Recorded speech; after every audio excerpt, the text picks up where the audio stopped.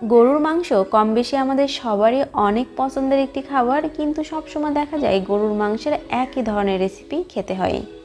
আজ আমি একটু ভিন্নধর্মী গরুর মাংসের রেসিপি নিয়ে হাজির হয়েছি। আশা করছি আজকের রেসিপি আপনাদের ভালো লাগবে। দ্য কুকিং মিস্ট্রি চ্যানেলে সবাইকে স্বাগত জানাচ্ছি বিফ চিলি গ্রেভি রেসিপিটি দেখার জন্য। সাথে থাকছে অনেক টিপস অ্যান্ড ট্রিক্স, আশা করছি সেগুলোও আপনাদের কাজে লাগবে। তো চলুন দেখে নেওয়া যাক বিফ চিলি গ্রেভি রেসিপিটি।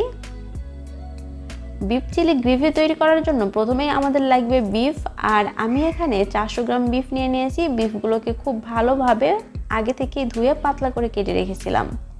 দেখতেই পারছেন আমি কিন্তু বিফগুলোকে খুবই পাতলা করে লম্বা করে কেটে নিয়েছি। ঠিক এভাবে বিফগুলোকে কেটে নিতে হবে। এখন ম্যারিনেটের জন্য 1 টেবিল স্পুন দিয়ে দিলাম কালো গোলমরিচের গুঁড়া, আর ভিনেগার দিয়ে দিতে হবে 1 table spoon. Light soya sauce দিয়ে দিচ্ছি 1 টেবিল স্পুন।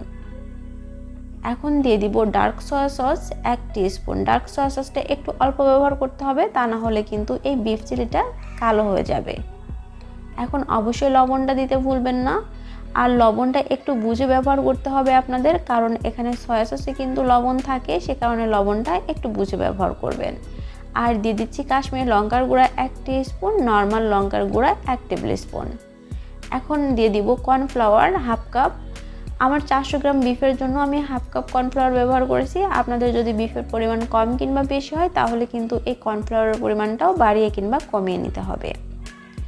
আর বিফগুলোকে অবশ্যই পাতলা ছোট করে কাটার চেষ্টা করবেন, তাহলে কিন্তু এই বিফগুলো খুব তাড়াতাড়ি সিদ্ধ হয়ে যাবে, কারণ আমরা এগুলোকে ভেজেই একদম 100% সিদ্ধ করে নেব। খুব ভালো করে এটাকে এখন মাখিয়ে নিতে হবে। এখন এর মধ্যে দিয়ে দিতে হবে আদা বাটা 1 টেবিল স্পুন, আর দিয়ে দিতে হবে রসুন বাটা 1 টেবিল স্পুন, আর আমি এখন দিয়ে দিচ্ছি 1 টিস্পুন ভাজা জিরার গুঁড়া। এখন এই সমস্ত কিছু দিয়ে আরও একবার খুব ভালো করে মিশিয়ে নিতে হবে। মেশানো হয়ে গেলে এই বিফটাকে কমপক্ষে 2 ঘন্টা রেস্টে রেখে দিতে হবে, যাতে বিফ খুব ভালো করে ম্যারিনেট হয় আর বিফটা ভাজার সময় খুব তাড়াতাড়ি সফট হয়ে যেতে পারে। তো আমি ফিরে আসছি 2 ঘন্টা পর। ঘন্টা 2 পরে এখন আমি রান্না করার আগে একটি সস তৈরি করে নিব। এর জন্য 100 ml পানি দিয়ে দিচ্ছি, আর এর মধ্যে দিয়ে দিলাম 1 tablespoon sweet chilli sauce. এখন দিয়ে দিতে হবে 1 টেবিল স্পুন টমেটো সস, আর ভিনেগার দিয়ে দিলাম 1 টেবিল স্পুন। সয়া সস দিয়ে দিচ্ছি 1 টেবিল স্পুন, আর এখানে কালো গোলমরিচের গুঁড়া দিয়ে দিলাম 1 টিস্পুন। দিয়ে দিতে হবে 1 টিস্পুন লবণ, আর এখানে আমি চিলি ফ্লেক্স দিয়ে দিচ্ছি 1 টিস্পুন। কর্নফ্লাওয়ার দিয়ে দিলাম 2 টেবিল স্পুন। এই কর্নফ্লাওয়ারটা অবশ্যই ব্যবহার করার চেষ্টা করবেন। এখন সমস্ত কিছু খুব ভালো করে একবার মিশিয়ে নিতে হবে। মেশানো হয়ে গেলে আমাদের সসটা একদমই রেডি। এই সসটা আমরা পরে কখন ব্যবহার করব আপনাদের রান্না করতে করতে দেখিয়ে দিব। এখন এই সসটাকে একপাশে রেখে দিব। বিফগুলো ভাজার জন্য চুলায় পরিমাণ মতো তেল বসিয়ে খুব ভালো করে গরম করে নিয়েছি। তারপর একে একে আগে থেকে ম্যারিনেট করা বিফগুলো দিয়ে দিতে হবে। আর এখানে আপনাদের একটা কথা বলে রাখি, বিফ ভাজার সময় অবশ্যই চুলার আঁচ লো টু মিডিয়ামের মাঝামাঝি রাখবেন, তা না হলে দেখা যাচ্ছে বিফ সিদ্ধ হবে না, কিন্তু উপর থেকে কালার চলে আসবে। একটু ধৈর্য ধরে সময় নিয়ে বিফগুলোকে আপনাদেরকে ভেজে নিতে হবে। মূলত এই বিফটা এই ভাজার সময় আমাদের 100% কুক করে নিতে হবে। আমরা যেহেতু সসে খুব বেশি সময় এই বিফটা রান্না করতে পারবো না, সে কারণে এখানেই আমাদের বিফটাকে খুব ভালো করে সিদ্ধ করে নিতে হবে। আর যেহেতু বিফ অনেকটা সময় ম্যারিনেটে থাকবে, আর খুব ভালো করে যদি এটা লো টু মিডিয়াম ফ্লেমের মাঝামাঝি রেখে ভেজে নেওয়া যায় তাহলে বিফটা সিদ্ধ হয়ে আসবে। দেখতেই পারছেন আমার বিফগুলোর কালার চেঞ্জ হয়ে এসেছে, আর এটি প্রপারলি কুকড হয়ে গেছে। এখন আমি এগুলোকে তুলে নিচ্ছি, তুলে একপাশে রেখে দিব। আর এই বিফগুলো কিন্তু খুব ভালো করে তেল ঝরিয়ে উঠিয়ে রাখতে হবে। এখন যে পাত্রে আমি বিফটা ভেজেছিলাম এখান থেকে সামান্য কিছু তেল আমি রেখে দিব, আর 1 টেবিল স্পুনের মতো তেল রেখে এর মধ্যে দিয়ে দিচ্ছি আদা কুচি 1 টেবিল স্পুন, আর দিয়ে দিতে হবে রসুন কুচি 1 টেবিল স্পুন। এখন এই আদা আর রসুনটাকেও খুব ভালো করে এই তেলের সাথে ভেজে নিতে হবে, যেন আদা রসুনের কাঁচা গন্ধটা চলে যায়।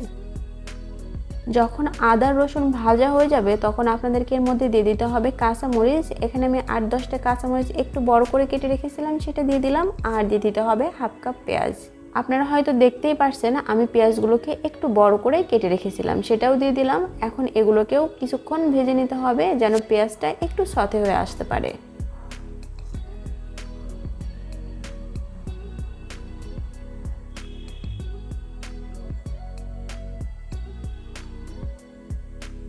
পেঁয়াজ হালকা সফট হয়ে আসলে এর মধ্যে দিয়ে দিতে হবে ক্যাপসিকাম। আমি এখানে 2 কালারের ক্যাপসিকাম ব্যবহার করেছি, লাল আর সবুজ, আর 2 কালারের মিলে আমি 1 কাপ ক্যাপসিকাম ব্যবহার করেছি। আর ক্যাপসিকামগুলোকে দেখতেই পারছেন একটু লম্বা পাতলা করে কেটে নিয়েছি।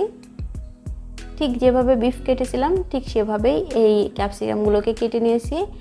এখন এই ক্যাপসিকামগুলোকেও খুব ভালোভাবে একটু ভেজে নিতে হবে যাতে ক্যাপসিকামগুলো একটু সতে হয়ে যেতে পারে। আর এ পর্যায়ে কিন্তু মিডিয়াম ফ্লেমে চুলার আঁচ রাখতে হবে।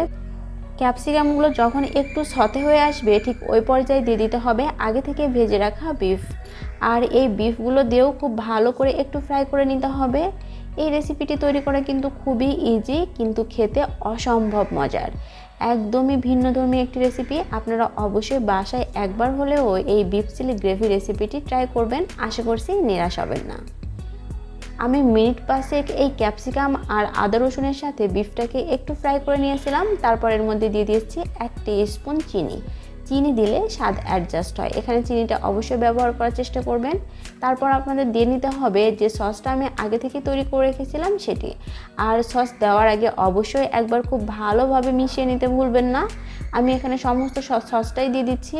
এই সসটা ফোটা পর্যন্ত এখন চুলার জালটাকে অন রেখে এটাকে ফুটিয়ে নিতে হবে। আমি বেশ কিছুক্ষণ ধরে এটাকে জাল করে ফুটিয়ে নিয়েছি, আর এটা খুব সহজেই কিন্তু ফুটে আসবে। আমাদের বিফ যেহেতু 100% সিদ্ধ হয়ে আছে, তো এই গ্রেভিটা একটু টেনে আসলে আমরা বিফটাকে নামিয়ে নেব। কিছুক্ষণ জাল করার পর আমার বিফ চিলি গ্রেভি এই পর্যায়ে এসেছে। আর এই বিফ চিলি গ্রেভিটাও কিন্তু অনেকটা টেনে এসেছে। আমি এ পর্যায়ে এটাকে চুলা থেকে নামিয়ে নিব। আপনারা গ্রেভি যেমন রাখতে চান সেই অনুযায়ী এটাকে চুলা থেকে নামিয়ে নিতে হবে, কারণ ঠান্ডা হয়ে যাওয়ার পরে এই বিফ চিলির গ্রেভি আরও অনেকটা টেনে আসবে। খুব সহজ রেসিপিতে আর ঘরে থাকা উপকরণ দিয়ে একটু ভিন্নধর্মী রেসিপি আপনাদের সাথে শেয়ার করলাম। আজকের রেসিপি আপনাদের কেমন লাগলো আমাকে কিন্তু অবশ্যই কমেন্টস করে জানাতে ভুলবেন না। এখন আমি এই বিফ চিলি গ্রেভি পরিবেশন করে নিব। এরকম বিফ চিলির লোভ সামলানো কিন্তু বেশ কঠিন। এই বিফ চিলি আপনারা ফ্রাইড রাইসের সাথে পরিবেশন করতে পারেন। আমার চ্যানেলে অলরেডি 3 ধরনের ফ্রাইড রাইসের রেসিপি আছে, আপনারা চাইলে সেটা দেখে নিতে পারেন। আজকের রেসিপি কেমন লাগলো অবশ্যই জানাতে ভুলবেন না। আর ভালো লেগে থাকলে আমার চ্যানেলটি সাবস্ক্রাইব করার অনুরোধ রইল। পাশে থাকা বেল আইকনটি অবশ্যই প্রেস করে দিবেন যাতে আমি কোনো ভিডিও আপলোড করলে সাথে সাথে তার নোটিফিকেশন পেয়ে যান। যারা আমাদের ফেসবুক পেজ থেকে দেখছেন ফেসবুক পেজটা ফলো করবেন। দেখা হবে নতুন পর্বে নতুন কোনো রেসিপি নিয়ে। ততক্ষণ সবাই ভালো থাকুন। আল্লাহ হাফেজ।